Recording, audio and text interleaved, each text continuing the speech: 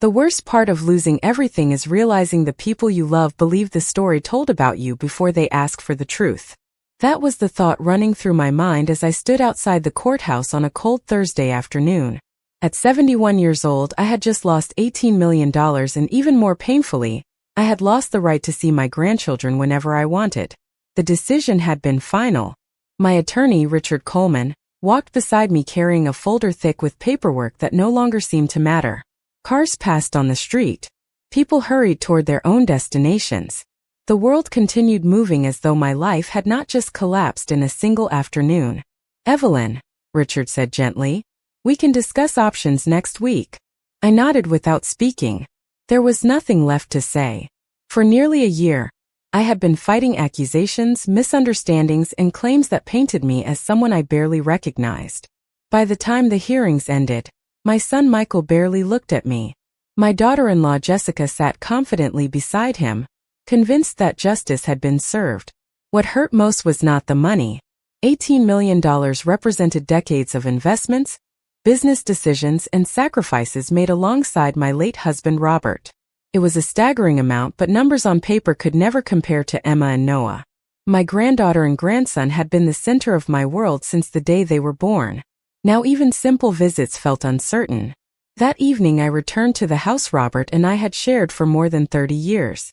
The silence greeted me before I even opened the front door. Every room seemed larger than before. Every memory felt heavier. I placed my purse on the kitchen counter and stood there for several minutes staring at nothing. Eventually I walked into the living room and sat in Robert's favorite chair. He had been gone for 4 years, yet moments like this made the loss feel fresh again. Robert always seemed to know what to do when life became complicated. I wished more than anything that he were sitting across from me now. Instead, all I had were photographs, memories, and questions. The following morning my phone remained silent. No calls from Michael. No messages from the children. Only Richard checking in to make sure I was managing. "Try to get some rest this weekend," he told me. "You have been carrying this burden for a long time." Promised I would. But rest was impossible. By Sunday afternoon, I found myself wandering through parts of the house I had not entered in months. That was when I stopped outside Robert's old study. The room remained almost exactly as he left it.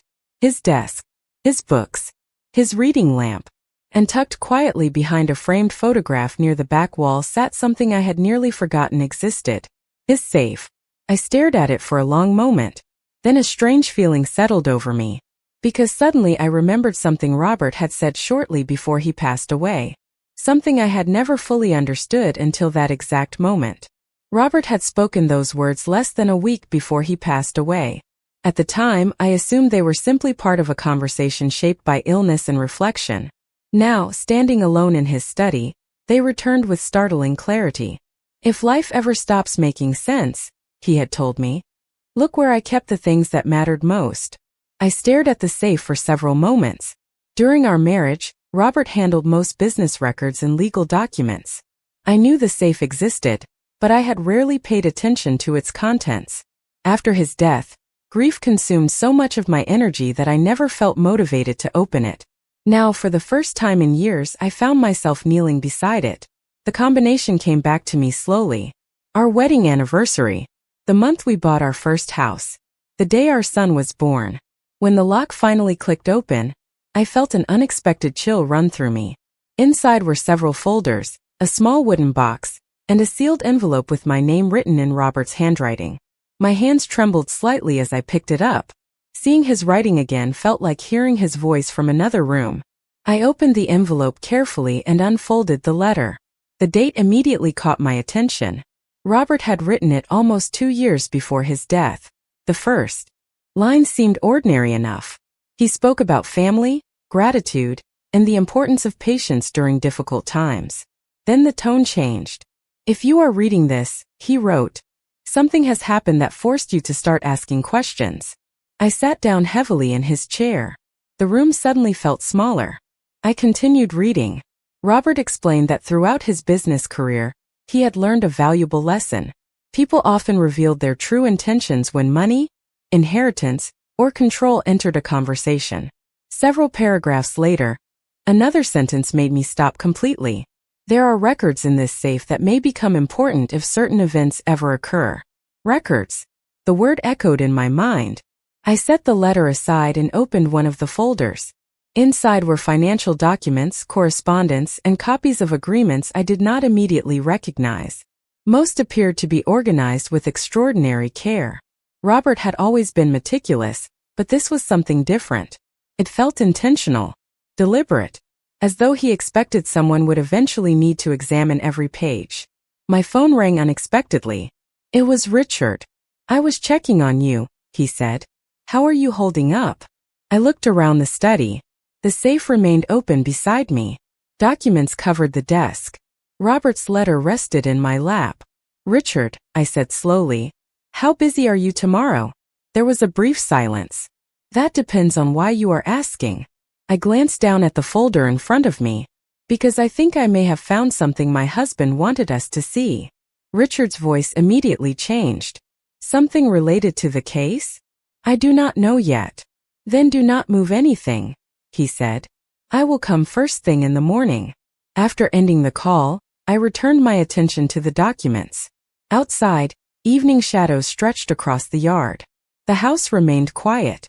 Yet for the first time since leaving the courthouse, I no longer felt completely defeated. I did not know what Robert had left behind. I did not know whether any of it could change what happened. But as I looked at the carefully organized contents of that safe, one thought became impossible to ignore. My husband had expected this moment long before I ever did. Richard arrived at 9 o'clock the next morning carrying a legal pad and a cup of black coffee. I led him directly to Robert's study without wasting time on small talk. The safe remained open exactly as I had left it. Documents covered the desk in careful stacks. Robert's letter rested beside them. Richard read the letter first.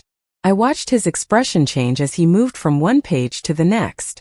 By the time he reached the final paragraph, he lowered the paper slowly and stared at the desk for several seconds. "Your husband was preparing for something," he said quietly. "That is exactly what I thought." We spent the next several hours reviewing every folder. Some contained records I already knew about. Others held information I had never seen before. Robert had organized everything with extraordinary precision. Dates, notes, correspondence, copies of agreements, financial summaries. Each document seemed to connect to another. Around noon, Richard opened a folder marked simply personal records. At first glance it appeared ordinary. Then he stopped turning pages. "Evelyn," he said carefully, "have you ever seen this?" He slid a document across the desk. I adjusted my glasses and began reading. The further I read, the faster my heart started beating. The document referenced financial transactions connected to assets that became central during the court proceedings. More importantly, it contained supporting information that directly contradicted several assumptions presented during the case. Richard immediately began comparing dates with materials from his own files. The room grew very quiet. "This should have surfaced years ago," he said. "Can it help?" I asked. He did not answer immediately. Instead, he continued reading. After nearly 10 minutes, he finally looked up. "I do not know yet, but I can tell you this." He tapped the page gently. "This changes the conversation." For the first time since leaving the courthouse, genuine hope began pushing through the exhaustion I had been carrying. Not certainty, not victory, hope. The distinction mattered. Throughout the afternoon, we uncovered more material. Robert had not left a single dramatic revelation hidden in the safe. What he left was something far more powerful. Context, evidence, documentation. Piece by piece, a larger picture began emerging. Several records suggested Robert had anticipated future disputes regarding ownership, valuation, and authority. Some of his handwritten notes were remarkably direct. One sentence remained burned into my memory. "Trust records. Verify paperwork. Never assume people remember events accurately when money becomes involved." That sounded exactly like Robert. Practical, careful, difficult to ignore. As evening approached, Richard organized several folders into a separate stack. "These are the ones I want to examine personally," he said. "How many?" I asked. "Enough to keep me busy all weekend." Before leaving, he paused beside the study door. "There is something else you should know." "What is it?" He hesitated. "If these documents mean what I think they mean, then some people may have been operating with incomplete information for a very long time." After he left, I remained alone in the study. Sunlight faded through the windows as evening settled over the house. I looked around the room that had once belonged to Robert. For years, I believed his safe contained little more than old records and forgotten paperwork. Now I understood something entirely different. Robert had not left me money inside that safe. He had left preparation. He had left protection. And somewhere among the remaining folders still waiting to be reviewed, I had a growing suspicion that an even more important piece of the puzzle had yet to reveal itself. The following week felt unlike any other since the court decision. For the first time, I was no longer waiting for bad news. I was waiting for answers. Every morning I walked into Robert's study with a notebook and a cup of coffee, determined to understand what he had left behind. Richard spent most of his days reviewing copies of the documents we discovered. Several times he called with questions about old business meetings, financial decisions, and conversations that took place years earlier. Many details seemed insignificant when viewed individually. Together, however, they began forming a picture neither of us had expected. One afternoon, while organizing the remaining contents of the safe, I noticed something unusual about the small wooden box sitting in the back corner. We had examined it briefly before, assuming it contained personal keepsakes. Inside were photographs, a few handwritten notes, and several items connected to family memories. Yet beneath a false bottom hidden inside the box was another envelope. My heart immediately began racing. The envelope was thinner than the first one and sealed with Robert's initials. This time the date caught my attention before anything else. It had been written only 6 months before his death. I carefully unfolded the pages. The first paragraph seemed directed specifically to me. Robert explained that if I was reading the letter, certain concerns he had quietly carried for years had likely become important. He wrote that he trusted me to remain patient and to avoid making emotional decisions before understanding the full picture. Then came a sentence that stopped me completely. "There is one file that matters more than all the others." I read the line twice. Then a third time. Robert went on to describe a folder identified only by a reference number. According to his letter, the folder contained records he believed could become critical if questions about ownership, authority, or family decisions ever arose in the future. I immediately called Richard. Less than an hour later, he arrived at the house carrying 2 legal binders and an expression I had come to recognize. It was the look he wore whenever something unexpected appeared. Together we searched through every remaining document until we finally located the folder mentioned in Robert's letter. The moment Richard opened it, the atmosphere in the room changed. He stopped speaking. He read silently for several minutes. Then he stood up so quickly his chair nearly tipped backward. "Evelyn," he said, staring down at the papers, "this is the file." I had never seen him react that way before. "What does that mean?" I asked. He took a deep breath. "It means your husband documented far more than either of us realized." For the next hour, Richard reviewed page after page while making notes at a remarkable pace. Several records directly connected to key issues discussed during the legal proceedings. Others provided timelines supported by independent documentation. Everything appeared organized with the same precision that defined Robert's entire career. As evening approached, Richard finally closed the folder and looked directly at me. "I am not ready to make promises," he said carefully, "but I can tell you one thing with complete confidence." I waited silently. "Your husband did not leave this behind by accident." I glanced toward Robert's photograph sitting on the bookshelf. For the first time since opening the safe, I began wondering whether he had not only anticipated trouble. Perhaps he had anticipated exactly who would create it. Over the next several days, Richard and I focused almost entirely on the folder Robert had singled out in his letter. Every page seemed to answer one question while creating 2 more.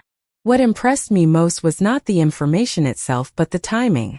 Robert had collected and preserved these records years before any legal dispute began. He had anticipated the possibility that facts might someday become confused, forgotten, or intentionally misrepresented. One afternoon, Richard arrived carrying a thick binder filled with notes. The moment he entered the study, I could tell something significant had happened. I spent the entire morning verifying dates, he said. And? I asked. He sat down across from me and opened the binder. Everything matches. That answer sounded simple, yet the seriousness in his voice told me otherwise. Richard explained that several key claims presented during the proceedings depended on assumptions about decisions supposedly made after Robert's death.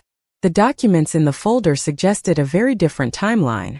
More importantly, many of those records were supported by independent third parties, financial institutions, professional advisors, signed correspondence.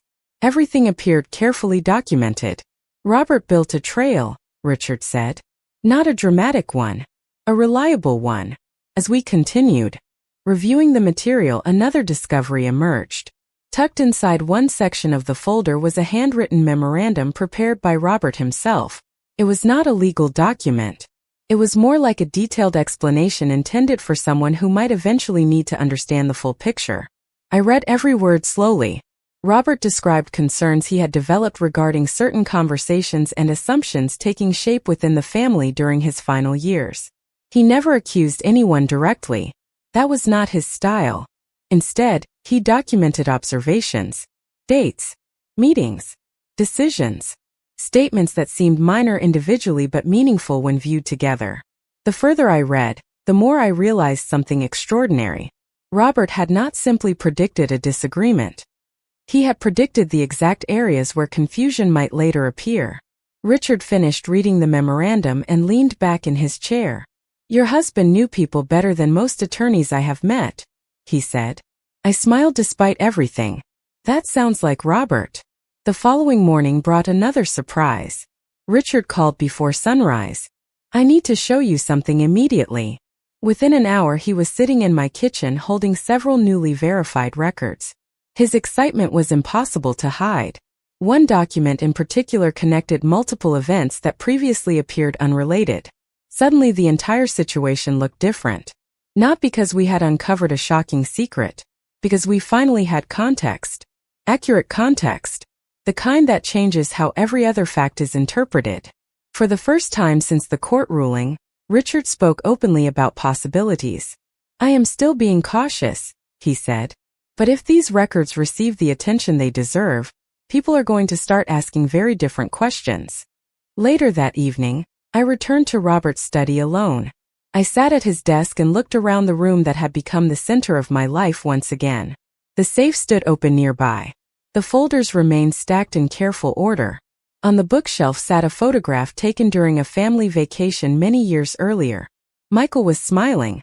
Emma and Noah were still small children. Everyone looked happy. I stared at the picture for a long time. Then my eyes drifted toward the final unopened section of documents remaining in the folder Robert had identified. Something told me the most important discovery was still waiting. And for the first time I began wondering whether Robert had left behind more than evidence. Perhaps he had left behind the final piece capable of revealing exactly how everything had gone so wrong. The next breakthrough arrived on a rainy Wednesday morning. Richard called before I had finished my first cup of coffee. His voice carried an energy I had not heard since the day we opened Robert's safe. "I need you to come to the office," he said. "Right away." Less than an hour later, I was sitting across from him in a conference room covered with folders, notes, and highlighted documents. Richard slid a single page toward me. At first glance it looked ordinary. Then I recognized one of the names printed near the bottom. My stomach tightened. The document connected several decisions that became central during the dispute. More importantly, it established a timeline that directly conflicted with the narrative accepted during the proceedings. "This was verified yesterday," Richard said. Independent records confirmed every date. I read the page twice, then a third time. The implications were impossible to ignore. Several assumptions that shaped the entire outcome suddenly looked incomplete. "Why was this never presented?" I asked. Richard leaned back in his chair.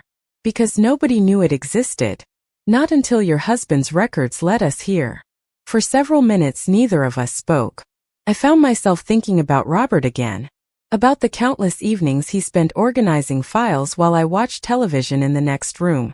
At the time I assumed he simply enjoyed order. Now I understood something different. He had been building protection. Quietly, patiently, methodically, Richard opened another folder. There is more.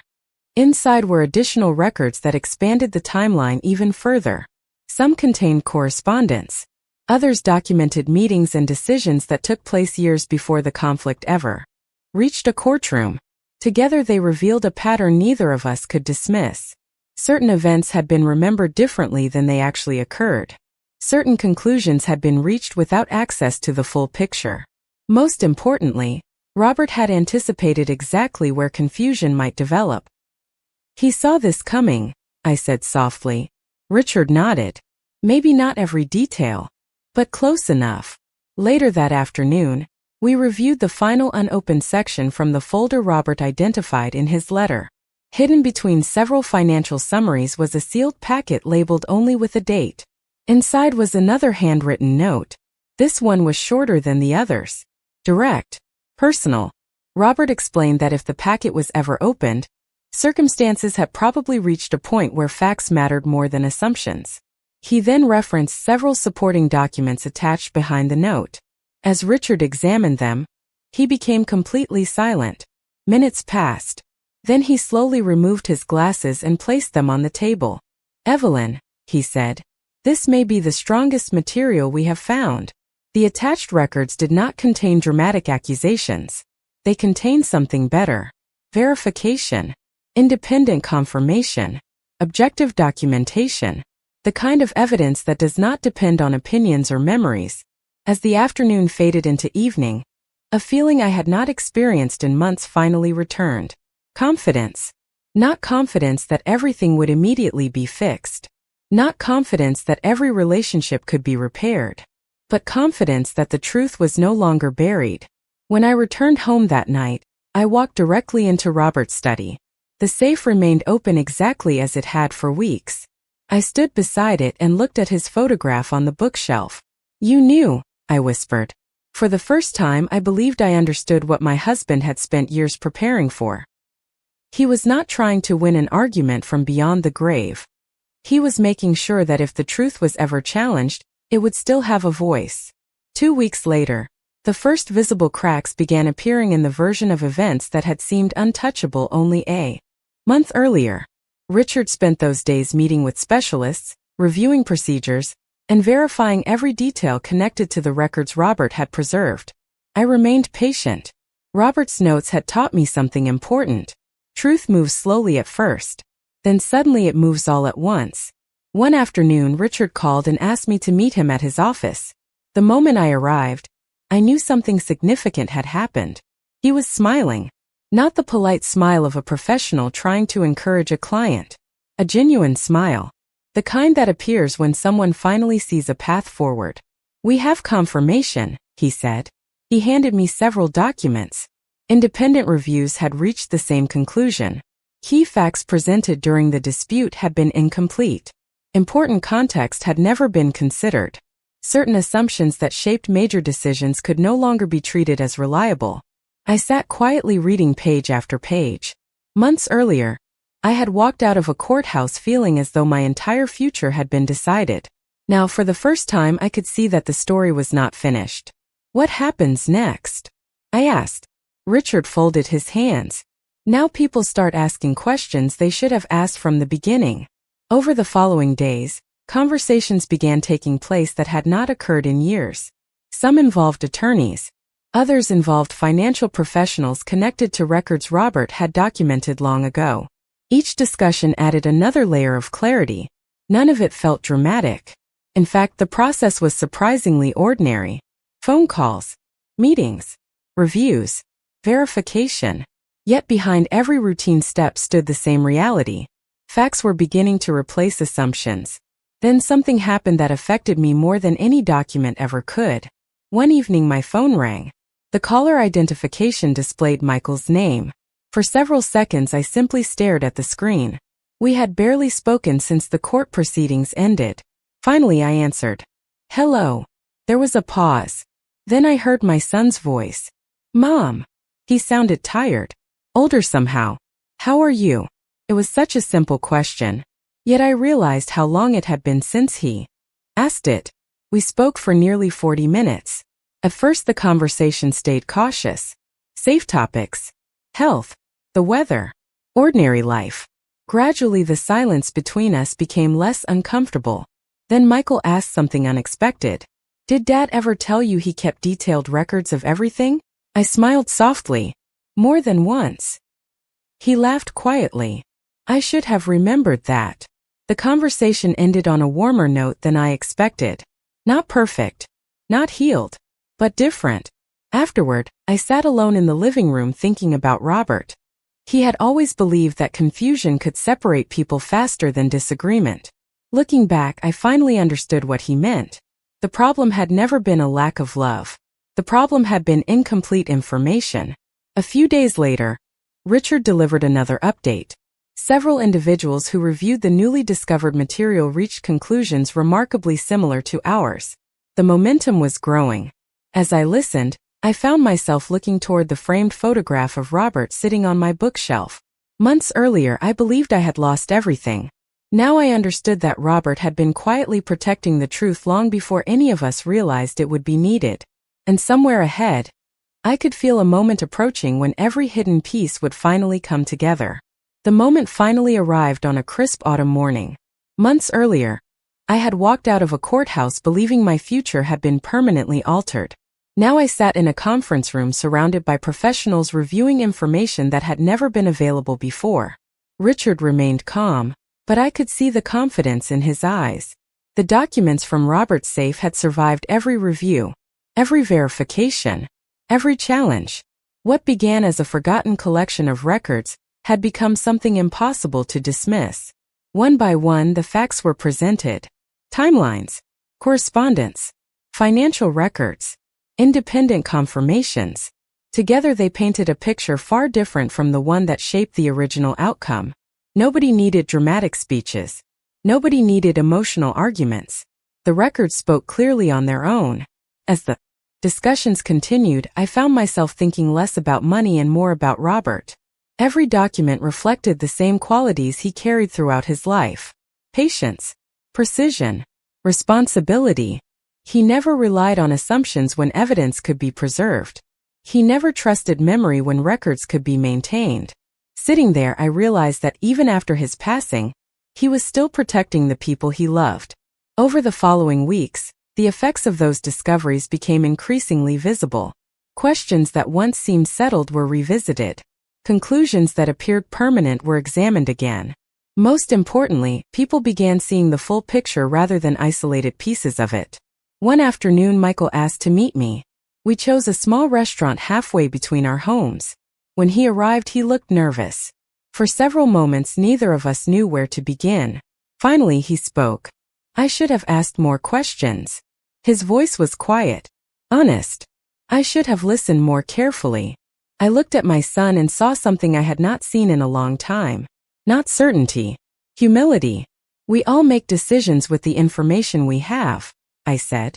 The important thing is what we do when new information appears. He nodded slowly. Then he surprised me. Dad knew, did not he? I smiled softly. Your father understood people very well. Michael laughed. That sounds like him. The conversation lasted nearly 2 hours. By the time we left, years of tension seemed noticeably lighter. Not erased, but lighter. A few days later came an even greater gift. My phone rang on a Saturday morning. The caller identification displayed Michael's number. When I answered, I immediately heard excited voices in the background. Grandma! Emma shouted before anyone could say anything else. Seconds later, Noah joined in. I closed my eyes and listened. Their voices filled a space inside me that had felt empty for far too long. We talked about school, sports, books, and all the ordinary things that suddenly felt extraordinary. After the call ended, I sat quietly in my living room smiling through tears of relief. That evening I visited Robert's study one final time. The safe was now empty. The documents had been organized, reviewed, and preserved properly. Their purpose had been fulfilled. I sat at his desk and looked at the photograph resting on the bookshelf. You were right, I said softly. The room remained silent, yet somehow it felt less lonely than before. Because the truth was finally visible. Not hidden in a safe. Not buried in forgotten records. visible to everyone who needed to see it. And for the first time since everything began, I knew the hardest part of the journey was finally behind me. Nearly a year after I first opened Robert's safe, I stood in my backyard watching Emma and Noah chase each other across the grass. Their laughter carried through the afternoon air exactly the way it had when they were younger. For a long moment I simply stood there and listened, not because anything extraordinary was happening, because ordinary moments had once felt impossible. Looking back, I realized how much had changed. The financial losses that once seemed overwhelming had been addressed through a process built on facts rather than assumptions. The confusion that divided family members had gradually given way to understanding. Most importantly, relationships that appeared broken beyond repair had found room to heal. Not perfectly. Real life rarely works that way. But honestly. And sometimes honesty is enough. Michael visited often now. We talked more openly than we had in years. There were conversations neither of us enjoyed having, yet they needed to happen. We discussed mistakes, misunderstandings, decisions made during difficult circumstances. The goal was never to assign blame. The goal was to understand how we arrived there in the first place. Jessica changed as well. Slowly. Not overnight. Trust takes time to rebuild. But over the months I began noticing something different in her. Less certainty. More reflection. More willingness to ask questions before reaching conclusions. Whether those changes came from experience, regret, or simple maturity no longer mattered as much as they once did. What mattered was movement in the right direction. One evening the entire family gathered for dinner at my house. As I looked around the table, I found myself thinking about the day I walked out of the courthouse believing I had lost everything that mattered. At the time, $18 million seemed like the headline. It was not. Money attracts attention because it is easy to measure. What cannot be measured is far more important. Time, trust, family, peace of mind. Those were the things I truly feared losing. Those were the things I eventually regained. After dinner, Emma asked if she could see the study where her grandfather used to work. We walked inside together. The room looked much the same as it always had. His desk remained in place. His books still lined the shelves. The safe sat quietly in the corner. Empty now. Its purpose fulfilled. Grandpa must have been very organized, Emma said as she looked around. I smiled. More organized than anyone I have ever known. She laughed. Good thing. I looked toward the safe and nodded. Yes, I said softly. A very good thing. Later that night, after everyone left, I sat alone in the study one final time. On the desk rested Robert's first letter. The one that started everything. I read it again slowly. Then I folded it carefully and placed it back inside the envelope. For years I believed Robert left behind documents. In reality, he left behind something much greater. He left wisdom. He understood that truth sometimes disappears beneath assumptions, emotions, and incomplete information. He also understood that patience often reveals what force never can. Before turning off the light, I wrote one final sentence in my notebook. The same notebook that followed me through every step of the journey. Losing money taught me caution. Losing certainty taught me patience. But finding the truth gave me back something far more valuable than either. I closed the notebook, switched off the lamp and walked out of the study. For the first time in a very long time there was nothing left to search for. Everything that truly mattered had already found its way home.